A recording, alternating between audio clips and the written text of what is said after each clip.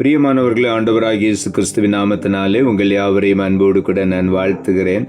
ஆண்டவர் கிருபையாய் நமக்கு கொடுத்த இந்த புதிய நாளுக்காக முதலாவது நாம் ஆண்டவருக்கு நன்றி சொல்லுவோம்.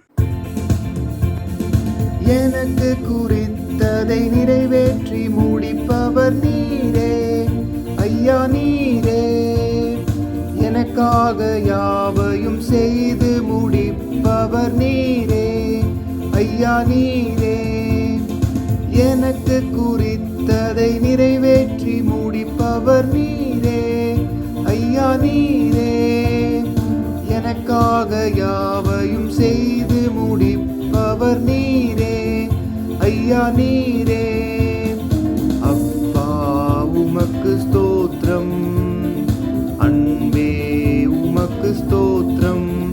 உம்மாலாகாத காரியம் ஒன்றும் இல்லை, உம்மாலாகாத காரியம் ஒன்றும் இல்லை, உம்மாலாகாத காரியம் ஒன்றும் இல்லை. எல்லாமே உம்மாலாகும், அல்லேலூயா, எல்லாமே உம்மாலாகும். இந்த நாளுக்கு அந்த ஆண்டவர் கொடுக்கிற ஒரு வார்த்தை யோபு புஸ்தகம் 23 அதிகாரம் 14வது வசனம். யோபு 23:14. எனக்கு குறித்திருக்கிறதை அவர் நிறைவேற்றுவார், இப்படிப்பட்டவைகள் இன்னும் அநேகம் அவரிடத்தில் உண்டு என்று இங்கே ஆண்டவருடைய வார்த்தை சொல்லுகிறது. இந்த நாளிலே நாம் ஒவ்வொருவரையும் பார்த்து ஆண்டவர் சொல்லுகிற ஒரு வார்த்தை, அவர் நமக்கு குறித்திருக்கிறதை நிறைவேற்றுகிற ஒரு தேவன். ஆகவே இன்றைக்கு நான் உற்சாகமாய் ஆண்டவருக்கு நன்றி சொல்லுவோம். நமக்கு ஆண்டவர் நியமித்திருக்கிற, நமக்கென்று முன்குறித்த எல்லா நன்மைகளையும் ஆசீர்வாதங்களையும் ஏற்ற காலத்திலே அவர் முழுமையுமாய் நிறைவேற்றி நம்மை ஆசீர்வதித்து மேன்மைப்படுத்துவார். ஆதியாகம புஸ்தகம் 21 அதிகாரம் 2 வசனம் இப்படியாய் சொல்லுகிறது. ஆபிரகாம் முதிர் வயதாயிருக்கையில் சாராள் கர்ப்பவதியாகி தேவன் குறித்திருந்த காலத்திலே அவனுக்கு ஒரு குமாரனை பெற்றாள். ஆண்டவர் ஒரு காலத்தை குறித்திருக்கிறார்.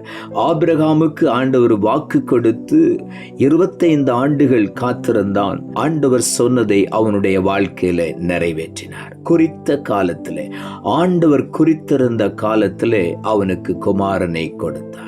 ஆண்டவர் குறித்திருந்த காலம், ஆண்டவர் ஆபிரகாமுக்கு வாக்கு கொடுத்தது 75வது வயதிலே. ஆண்டவர் அவனுக்கு குறித்திருந்த காலம் 100வது வயதிலே அவர் ஒரு குமாரனை பெறுவான் என்று.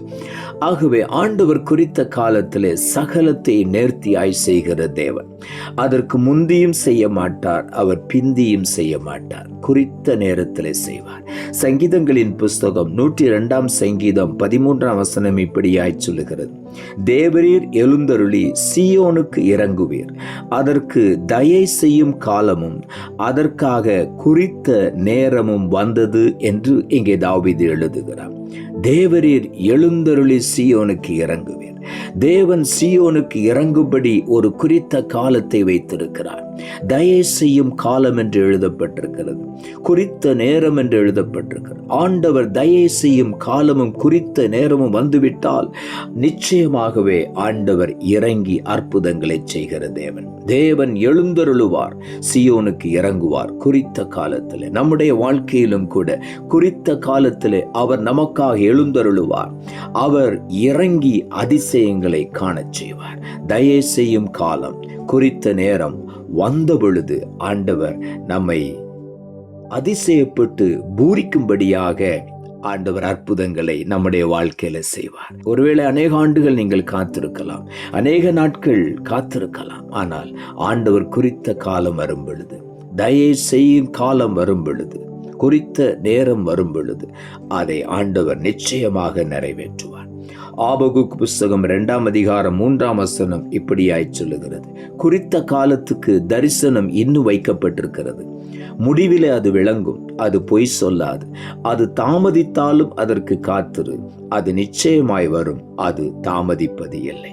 இங்கே ஆண்டவருடைய வார்த்தை சொல்லுகிறது, தரிசனம் குறித்த காலத்திற்கு இன்னும் வைக்கப்பட்டிருக்கிறது. அது ஒருபோதும் மாறாது. கர்த்தர் சொன்னதை அப்படியே நிறைவேற்றுவார். அவர் வார்த்தையினால் சொன்னதை தம்முடைய கரங்களினால் நிறைவேற்றுகிற தேவன். முடிவில் அது விளங்கும் என்று இங்கே ஆண்டவருடைய வார்த்தை சொல். அது ஒருபோதும் பொய் சொல்லாது.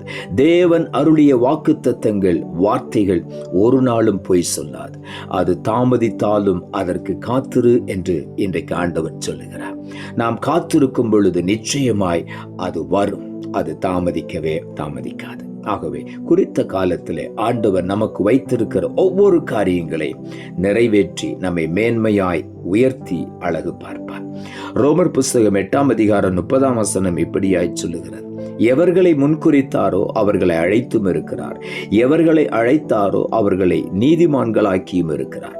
எவர்களை நீதிமான்களாக்கினாரோ அவர்களை மகிமைப்படுத்தியும் இருக்கிறார்.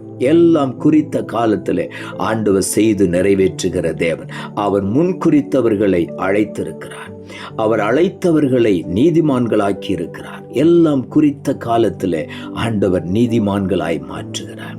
எவர்களெல்லாம் நீதிமான்கள் ஆக்கினாரோ அவர்களை எல்லாம் குறித்த நேரத்தில் ஆண்டவர் மகிமைப்படுத்தி மேன்மைப்படுத்தி உயர்த்தி இருக்கிறார். ஆகவே இன்றைக்கு நாம் ஆண்டவரை முழுமையாய் நம்புவோம். இன்றைக்கு நமக்கு குறித்திருக்கிறதை நிச்சயமாக அவர் நிறைவேற்றுவார். நாம் ஜெபிப்போம்.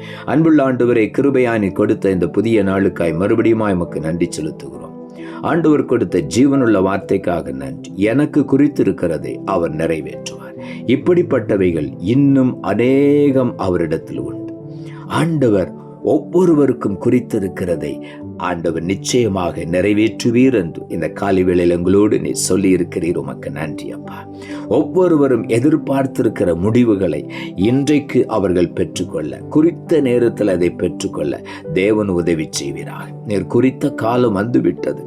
தரிசனம் ஒருபோதும் வீணாய் போகாது. குறித்த நேரமும் வந்துவிட்டது.